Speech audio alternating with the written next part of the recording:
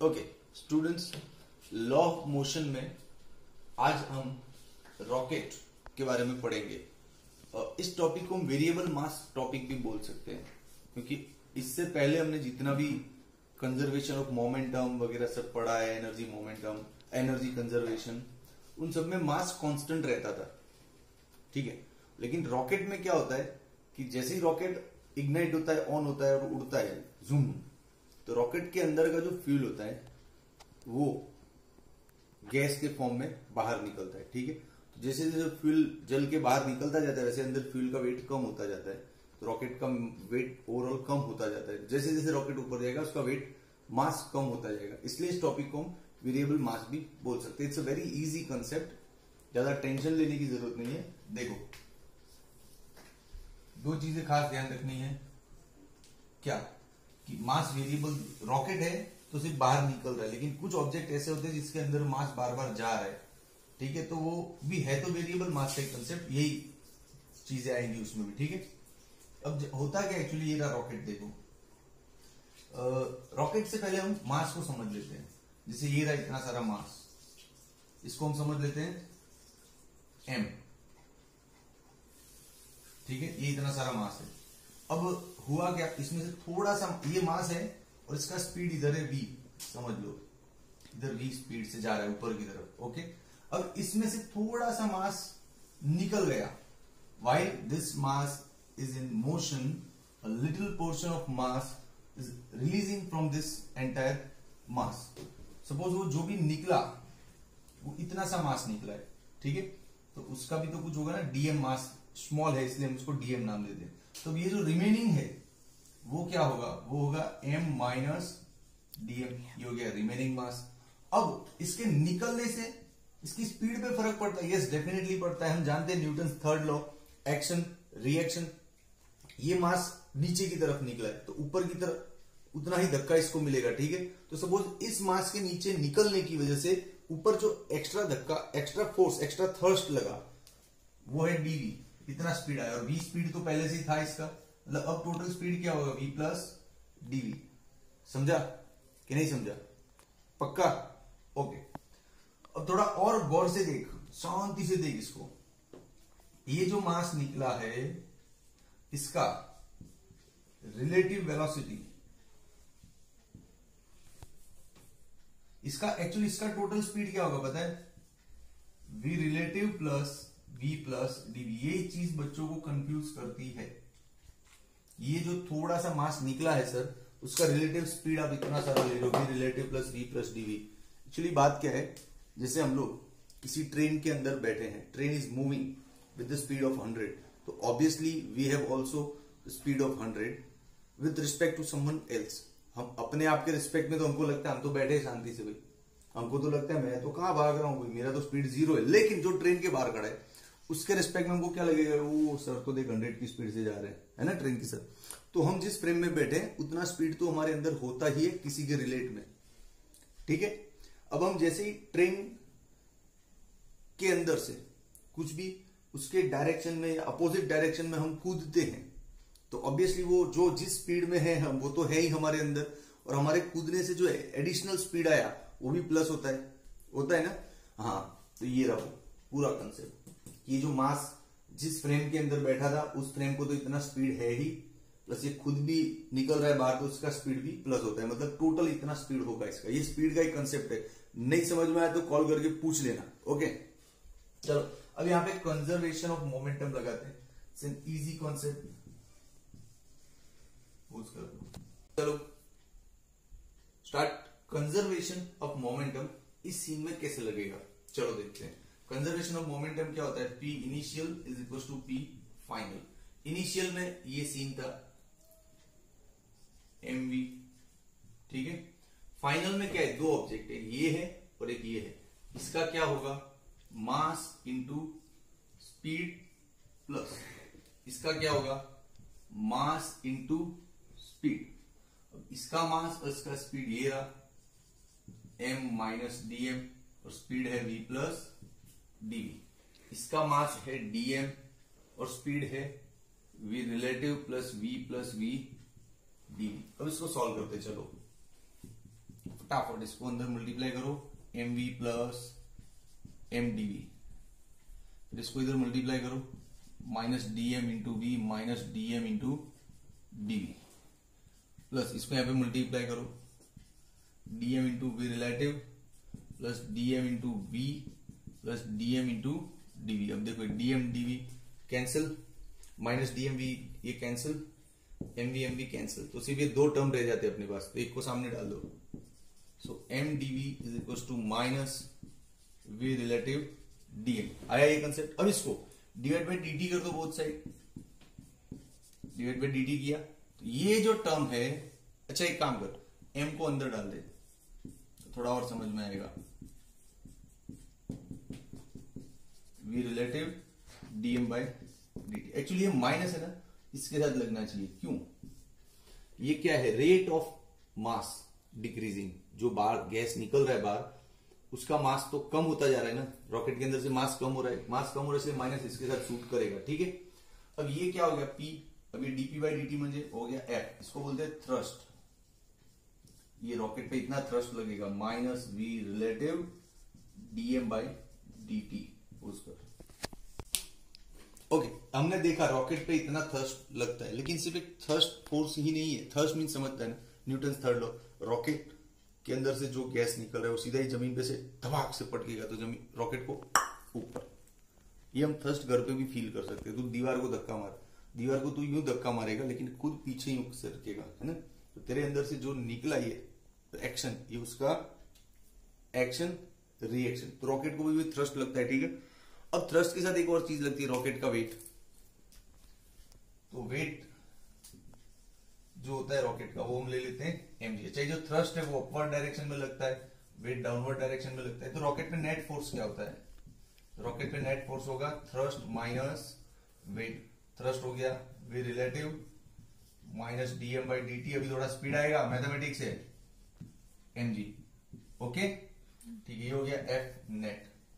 तो रॉकेट पे net force इतना लगता है। अब रॉकेट का एक्सेलरेशन भी पूछते हैं, तो इजी है, ये जो F है उसकी जगह ले लो ma v relative minus dm by dt minus mg। अब इस m को इधर लिया नीचे, इधर लिया नीचे, कैंसिल, तो अपने पास एक्सेलरेशन क्या बचा? Acceleration means dv by dt भी होता है, हाँ, एक्सेलरेशन से डायरेक्ट स्पीड पे लेके जा रहा हूं, देख, v relative 1/m dm by dt, ऐसे भी लिख सकता है इसको, है ना। इंटीग्रेशन का सेटिंग कर रहा हूं, हाँ। अब dt इधर से निकला तो इधर आ जाएगा, ठीक है।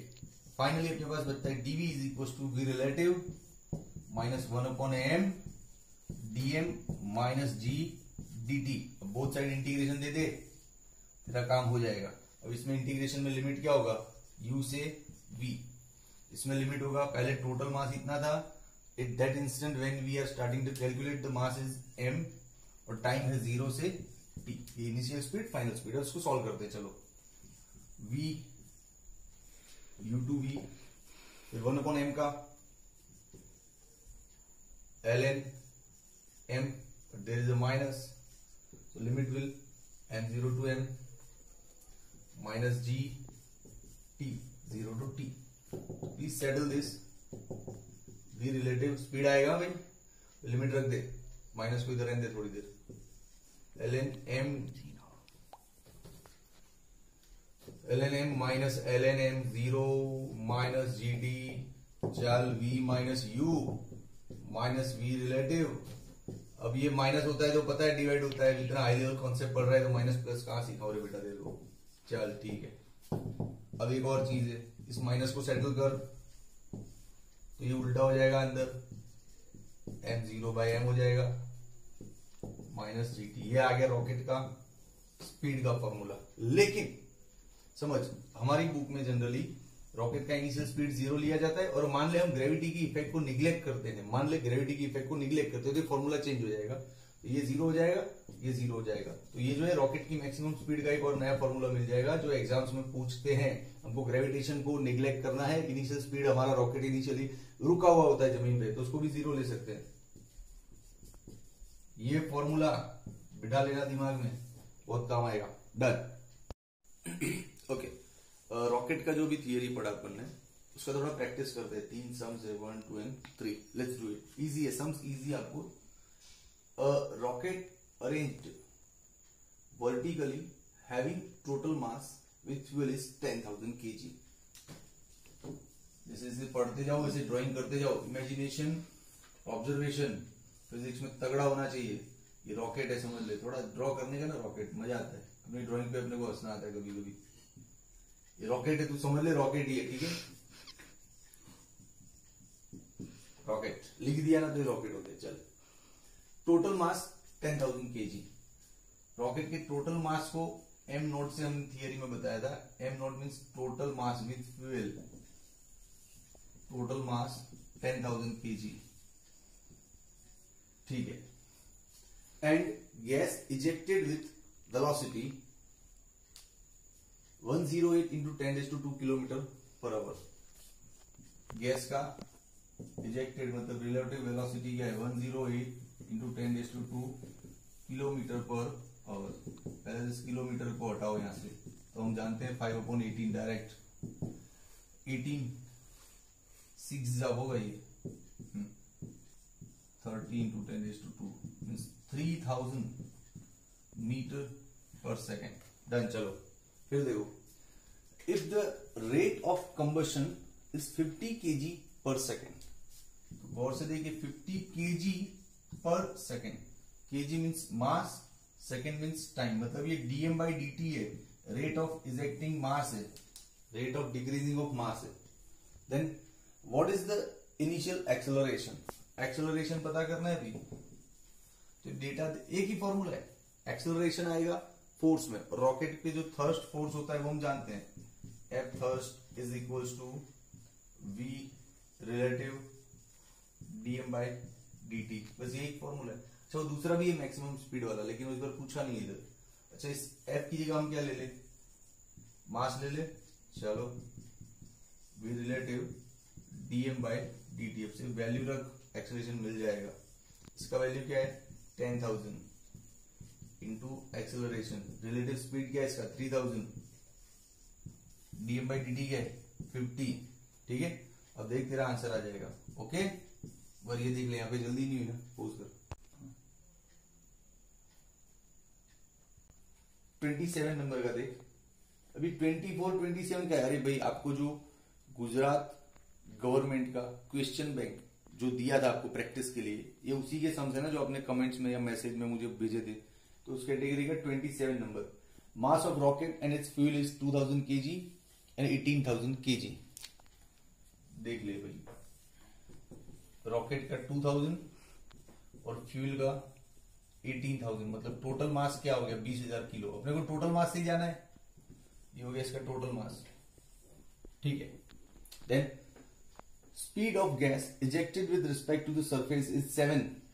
हाँ, speed of gas with ground कितना है? 7 into 10⁻³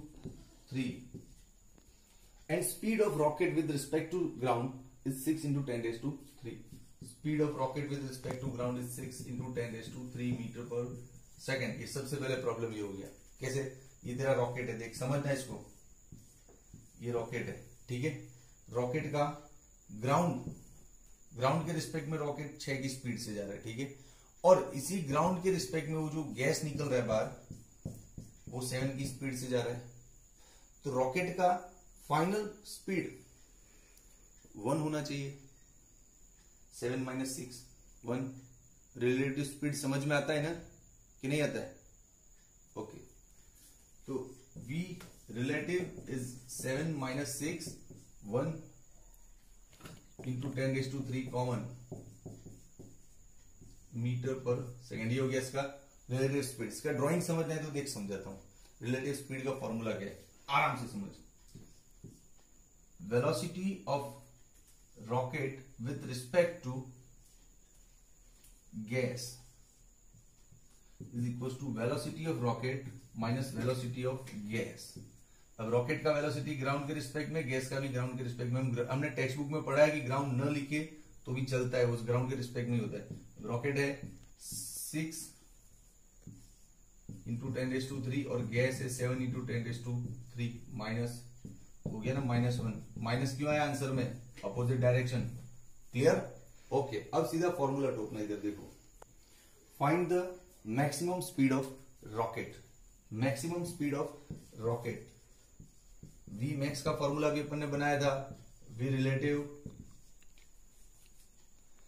total mass upon mass, बनाया था ना, अच्छा हाँ गलती, इधर एलएन था, यस यस, फॉर्मूला कहां से आया, तो भी रिसेंटली 3-4 मिनट पहले सॉल्व प्रूव किया ना अपन ने, तो देख ले। अब यहां पे रख दो, वी रिलेटिव कितना है, -1 इंटू 10⁻3, टोटल मास क्या था 20,000,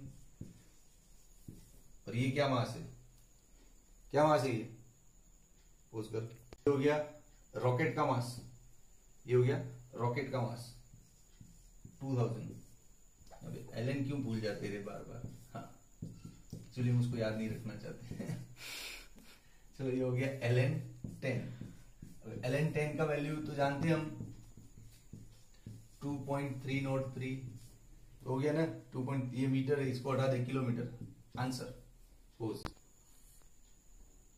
okay, question number 28 fuel of a mass 14,000 kg is filled in a rocket of mass 21,000 kg, मतलब ये 28 में अपना टोटल मास क्या आएगा, 14,000 kg फ्यूल है in a rocket of mass 21,000 kg, rocket का मास है 21,000 kg, तो ये कितना होगा 4 and 1 5 35,000 kg टोटल मास है। Okay, let's go for next. Combustion rate is 300 kilogram पर second, guys 300 kilogram per second, kilo dm by dt combustion rate, okay, and velocity of gas with respect to rocket is 1200, ये relative velocity ही है 1200 metre per second, नहीं समझा। अभी पिछले सम में क्या था, रॉकेट देख 6 की स्पीड से ऊपर की तरफ था, और ये जो गैस है वो 7 की स्पीड से नीचे की तरफ था, लेकिन गैस का ये जो स्पीड है रॉकेट के रिलेट में नहीं था, ग्राउंड के रिलेट में था। एक्चुअली हमको फॉर्मूले में जो वी रिलेटिव है वो रॉकेट के रिलेट में होता है स्पीड, तो इस सम में ये जो 1200 स्पीड है वो रॉकेट के रिलेटिव ही बोला है, मतलब हम 1200 ही हमारा वी रिलेटिव है, इसमें कुछ प्लस माइनस नहीं होगा, नहीं समझा, समझा, ठीक है चल। इस बार डायरेक्ट वी रिलेट दिया हुआ है 1200 मीटर पर सेकेंड।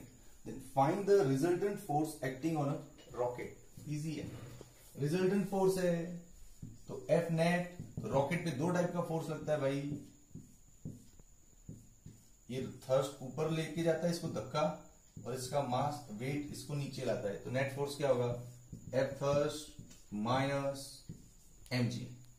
अब F थर्स्ट का फॉर्मूला क्या है, V relative minus dm by dt mg, अब सारी वैल्यू रख सकते हैं, फिर रिलेटिव कितना है 1200, dm बाई dt कितना है 300, m कितना है 35,000, और g कितना है 10, 12 3 जा 36 इंटू 10⁴, ये हो गया 35 into 10⁴, so it will be 1 into 10⁴ Newton.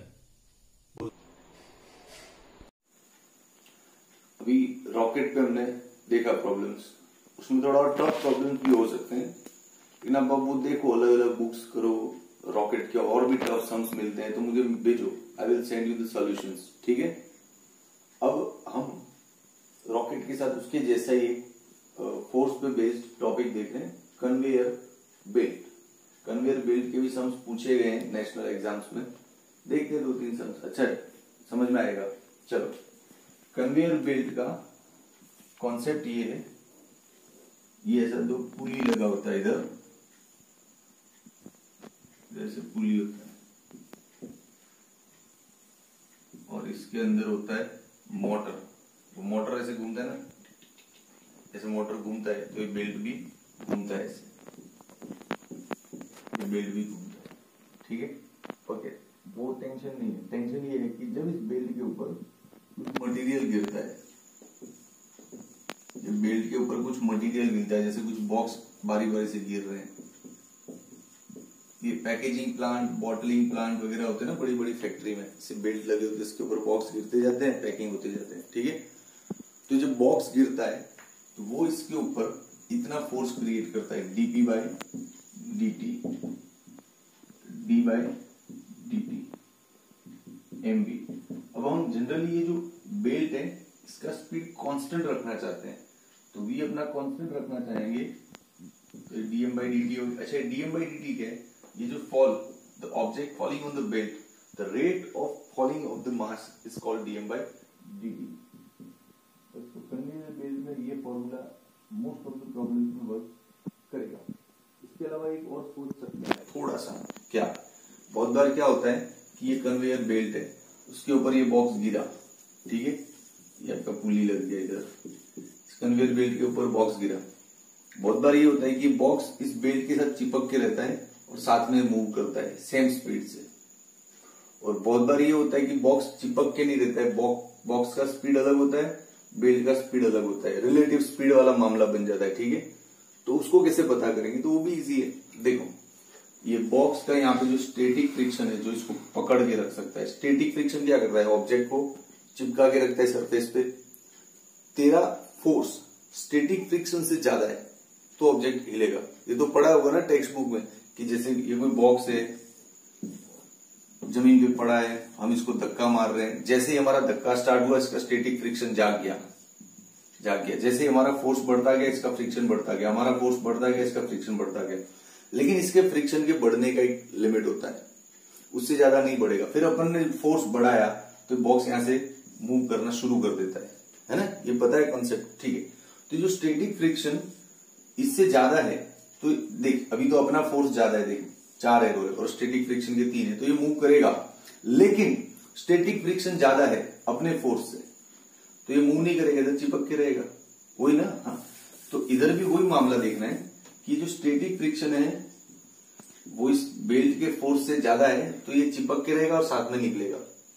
लेकिन मान लो स्टैटिक फ्रिक्शन कम पड़ गया तो ये चिपक के नहीं रहेगा, मूव तो करेगा लेकिन बेल्ट अलग स्पीड में होगा, ये अलग स्पीड में होगा। अच्छा चेक कैसे करना है, तो अरे static friction is equal to mu S into N, mu S into mg, ये जो n होता है अपवर्ड, mg होता है डाउनवर्ड, ठीक है। इस फॉर्मूले से आप चेक कर सकते हो। या स्टैटिक फ्रिक्शन में बहुत बार मास नहीं दिया होता है अपने को, इधर उधर बॉक्स का बेल्ट का, तो मास की जरूरत भी नहीं है अपने को, सीधा स्टैटिक एक्सेलरेशन चेक करो ना, म्यू एस इंटू जी।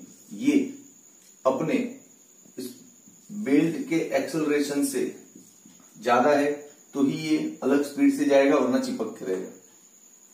ये स्टैटिक फ्रिक्शन की वजह से क्रिएट होने वाला acceleration, if it is greater than the acceleration of belt, then and then only there will be relative motion, otherwise both will stick and going together, will move together. Clear, बस ये छोटी सी चीज ध्यान रखनी है। अच्छा ऐसा भी होता है कि बहुत बार क्या होता है कि ये कन्वेयर बेल्ट है, ये रुक गया, इसके रुकने के बाद भी बॉक्स थोड़ा सा डिस्टेंस ट्रैवल करता है, इसको हम स्टॉपिंग डिस्टेंस बोल सकते हैं ना, कि भाई ब्रेक मारने के बाद भी गाड़ी थोड़ा सा घिसटता है ना, little drift in car we have seen after breaking.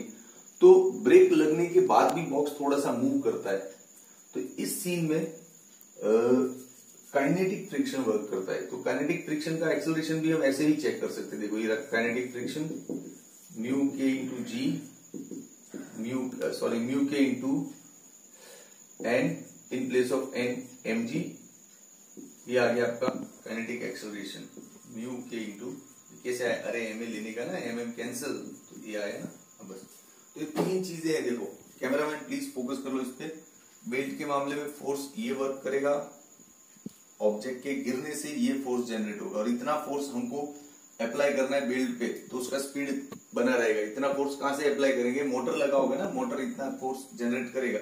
जितना इसने धक्का दिया बेल्ट को, उतना ही धक्का अपोजिट डायरेक्शन में मोटर क्रिएट कर पाएगा, तो ही बेल्ट कांस्टेंट स्पीड से जाएगा। मतलब force created by the motor in the belt is equal to the force created by the box lying on the belt, है ना। ओके, अब हाँ एक और, ये इस पे भी कैमरामैन प्लीज फोकस करो।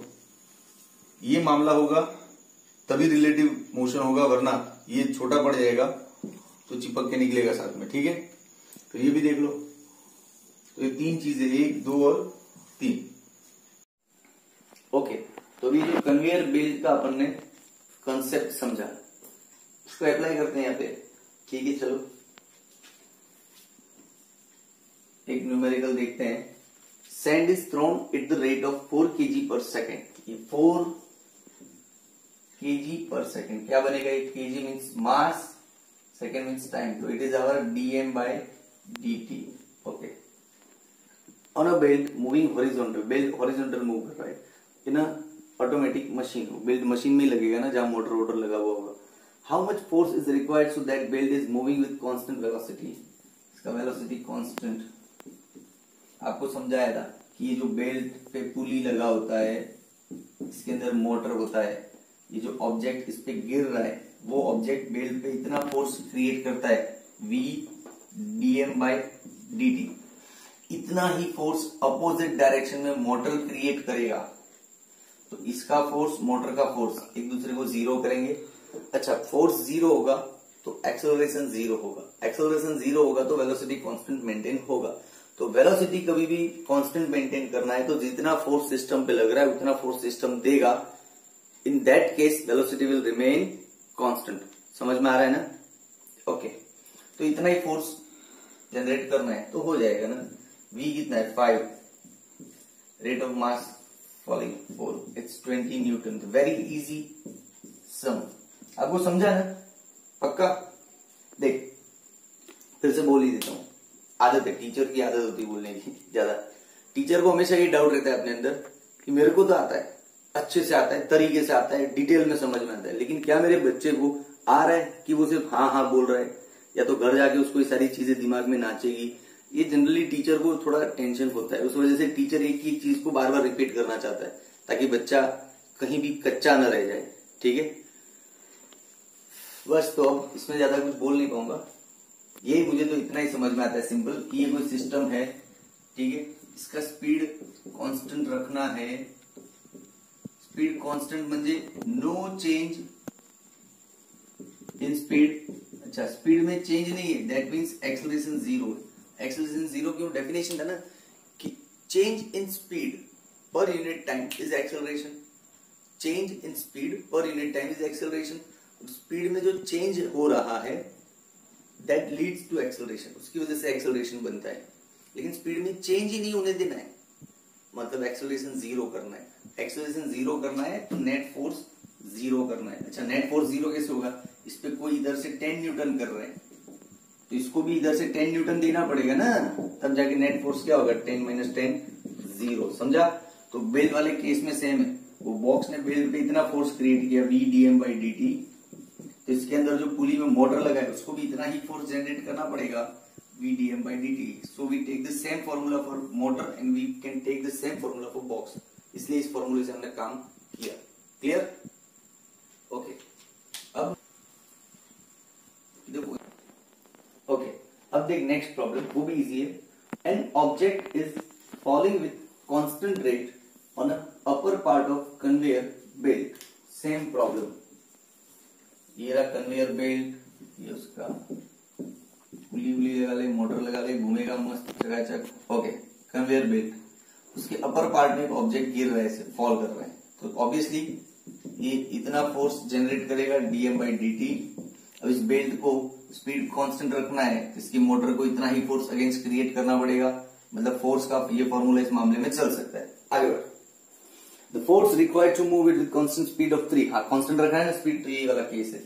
कांस्टेंट स्पीड कितना रखना है? 3 metre per second is equal to force needed to move a car of mass 50 की। कार मतलब जिस मशीन में लगा हुआ है, वो जिस कार के अंदर ये सिस्टम लगी उसकी बात कर रहे हैं। 50 kg with an acceleration of 0.3। Mass हो गया 50 kg, एक्सेलरेशन हो गया 0.3। Okay, find the rate of falling an object on conveyor belt. Find the rate of falling, rate of falling इसको बोलेंगे हम, है ना। ओके, तो F is equal to ma, v को नीचे ले लो, dm/dt। m कितना है? 50 kg, एक्सेलरेशन कितना है? 0.3, v कितना है? 3, dm by dt, 0.0 cancel, 3 cancel, so dm by dt is equal to 5 kg per second. Answer आ गया, लेकिन मुझे इसमें समझ में नहीं आया कुछ। क्या समझ में नहीं आया? देख, इसके अंदर ये क्लियर नहीं हुआ कि एक्सेलरेशन का पंगा कहां से आ गया।